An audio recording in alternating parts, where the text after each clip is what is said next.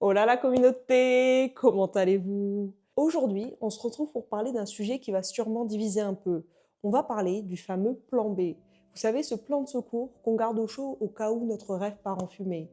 Vous devez le savoir, certains disent que ne pas avoir de plan B, c'est se condamner. D'autres disent qu'en avoir un, c'est déjà abandonner à moitié le premier.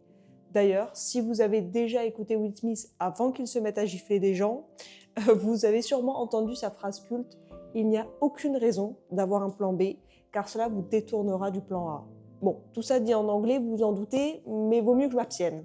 Et ce n'est pas le seul. Steve Jobs, Arnold Schwarzenegger, Kobe Bryant, tous les grands adeptes du no plan B tiennent le même discours. Dans leur logique, avoir un plan B, c'est comme mettre un matelas sous une corde raide. On monte, on marche, mais on est moins concentré. On regarde un peu ailleurs parce que notre cerveau, quelque part, il sait que si on tombe, qu'il y a quelque chose pour nous rattraper et que donc forcément, il y a moins d'enjeux. C'est une philosophie inspirée d'un vieux général espagnol.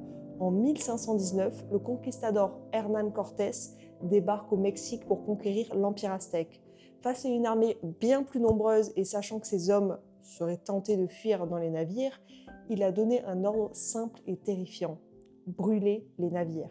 Soudain, plus d'échappatoire, plus de plan B, il ne restait que deux options: conquérir ou mourir. Cette décision, elle a complètement changé la mentalité de ces soldats. La peur a laissé place à une détermination énorme.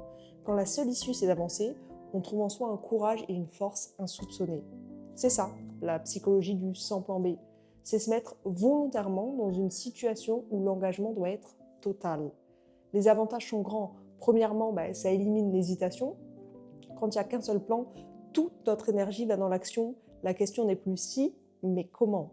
Deuxièmement, ça communique une conviction contagieuse. Quand un leader dit « on va réussir, point final », son équipe et ses investisseurs le sentent. Personne ne veut monter dans un bateau si le capitaine a déjà préparé les canaux de sauvetage. C'est pas très rassurant. Et d'un point de vue purement psychologique, ça se tient en fait.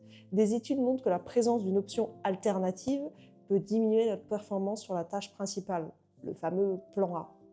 Donc sur le papier, pas de plan B égale plus d'intensité, égale plus de chances de réussite. Vous l'aurez compris. En tout cas, sur le papier. Mais avant de passer au problème avec cette philosophie, car oui, il y en a toujours un, vous commencez à le savoir, passons à la dégustation, parce que vous me connaissez, j'ai soif en fait, j'ai toujours soif. C'est parti. Alors aujourd'hui, petite boisson nommée Trip. C'est une boisson apparemment pêche et gingembre. J'avais pas vu que c'était gingembre, mais c'est pour mon plus gros bonheur. Et CBD infusé. Voilà. Il y avait une grande mode à l'époque là du CBD. Donc écoutez, est-ce que c'est simplement une boisson de mode? Oula. Ou est-ce que... Non mais je suis toujours... Attendez, mais elle veut pas s'ouvrir, con. Ah, voilà. Ou est-ce qu'il y a réellement un intérêt? On va le découvrir de suite. Oh là là, j'ai senti le gingembre. Oh là là là là là. Ok, pas mal, ça ressemble un peu à un kombucha. Au niveau de l'odeur, ok. Oh, le gingembre, cool.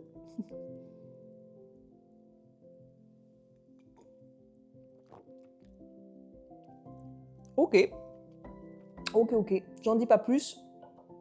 Je garderai la conclusion pour la conclusion, j'allais dire.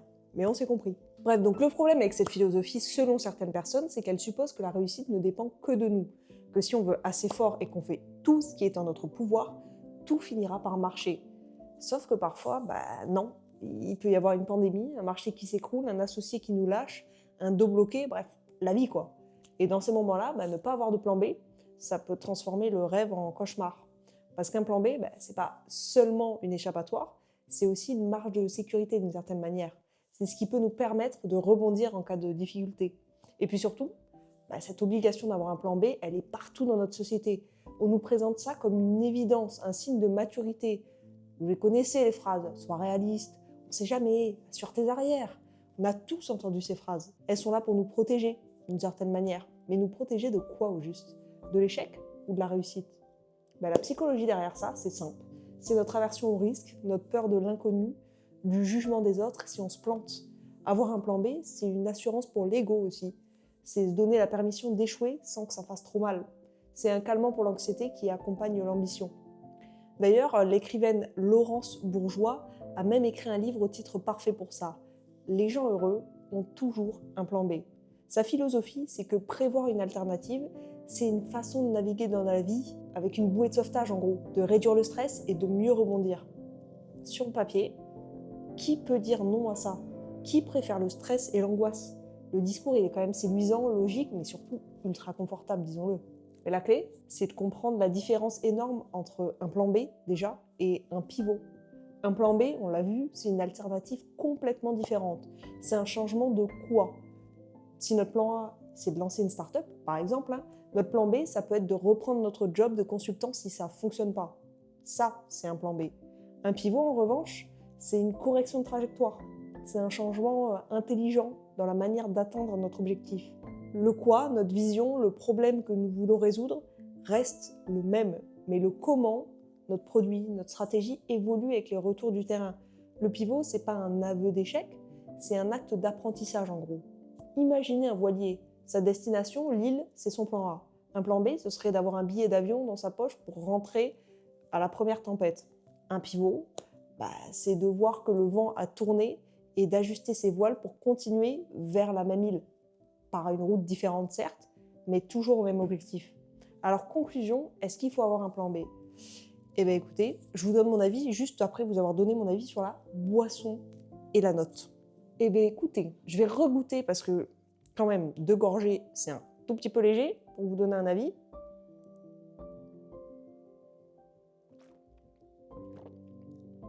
Ok. Eh bien écoutez, c'est bon.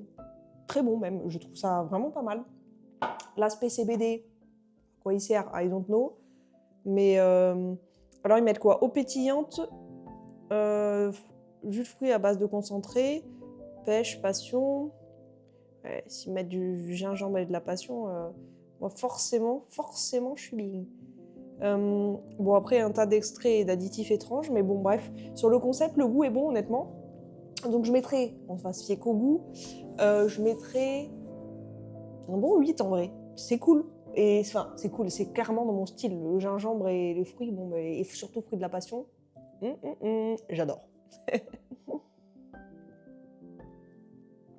Attendez, j'en profite un peu plus, comme ça. Et après, on fait la conclusion et je vous donne mon avis du coup.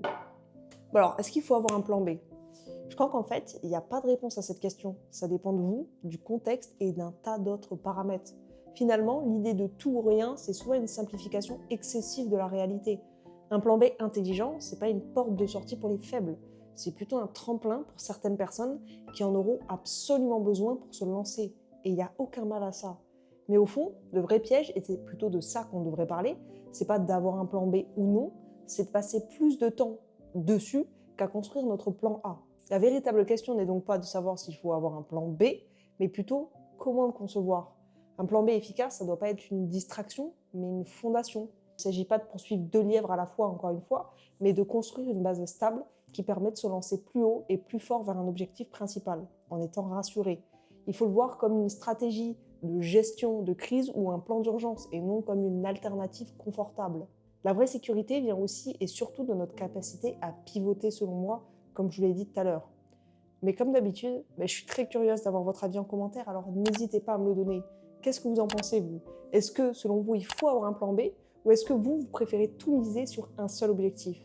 J'attends vos réponses en commentaire, et en attendant, je vous récupère pour en dire au revoir, comme d'habitude. Eh bien écoutez, on se fait de gros bisous et on se dit à vendredi prochain. Gros bisous!